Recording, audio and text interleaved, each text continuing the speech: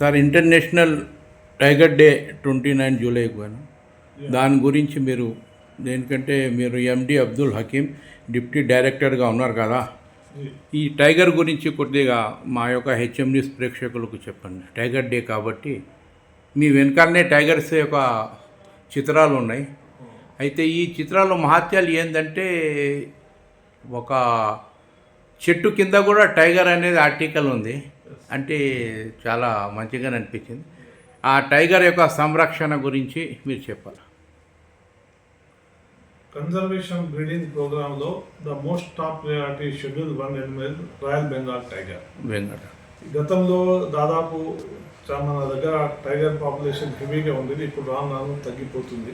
కాకపోతే దీని మీద గవర్నమెంట్ ఆఫ్ ఇండియా కానీ ప్రపంచ దేశాలు కానీ టైగర్ కన్జర్వేషన్ బ్రీడింగ్ మీద చాలా దృష్టి పెట్టాయి. పర్టికులర్లీ తెలంగాణ రాష్ట్రం కూడా టైగర్ కన్జర్వేషన్ బ్రీడింగ్ మన హైదరాబాద్ జూలో మన టైగర్స్ రాయల్ బెంగాల్ టైగర్ మరియు breeding effectively and we are supplying to entire ఇక్కడ మొత్తం ఇండియాలో ఉన్న జూలకు కూడా మేము హౌస్ ఉన్న దగ్గర కూడా సప్లై చేస్తున్నాం.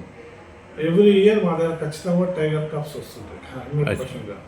ఎందుకంటే టైగర్ అనేది ఒక మంచి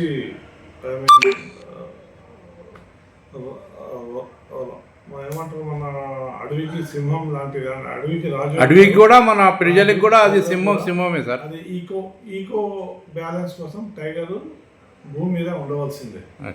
దీంట్లో డిఫరెంట్ జాతులు ఉన్నాయి. కాకపోతే మన దగ్గర ఉన్నది మాత్రం royal Bengal tiger. It's very effective tiger, చాలా షార్ప్ టైగర్, ఫాస్ట్ మూమెంట్ ఉంటుంది. ఒకసారి ఒక కిల్ చేసిందంటే ప్లేను దాదాపు 4 to 5 days వరకు మన దేన్ని ముట్టుకోదు. That is the speciality of the tiger. అంటే దగ్గర నుంచి కొద్ది దూరంలో పోయినా కూడా ముట్టుకోవాలి.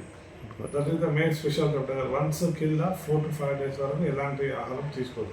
ఒక్కసారి టైగర్ కిల్ చేస్తే దాదాపు 25 to 30 kg of meat beef తినేస్తారు. అంటే ఇప్పుడు మీకు ఎప్పుడైనా టైగర్ గిట్లా ఏమైనా దాడి గిట్లా చేసిందా మీ యొక్క సర్వీస్లో? ఎప్పుడైనా ఆ దుర్ఘటనలు కూడా ఉన్నాయా? టైగర్ దాడి అనేది ఇక్కడ తెలంగాణలో జరగలేదు, తక్కువ.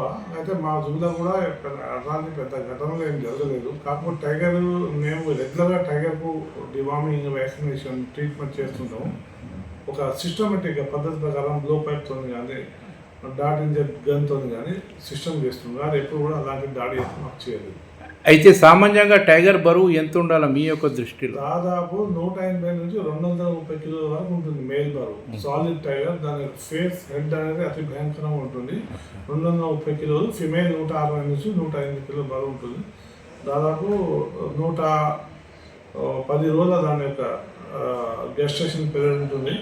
తొందరగా టైగర్లు పిల్లలు పెట్టినప్పుడల్లా దాదాపు 4 to 5 కప్స్ వస్తాయి. 4 to 5. కానీ ఒకవేళ ఇఫ్ మదర్ ఫీల్ దట్ ఏదన్నా కప్ వీక్లీ ఉంది, అది మన ప్రపంచంలో సర్వైవ్ కాలేదనుకుంటే దాన్ని అదే కిల్ చేస్తారు. దాన్ని కెన్నబలిజం అంటారు.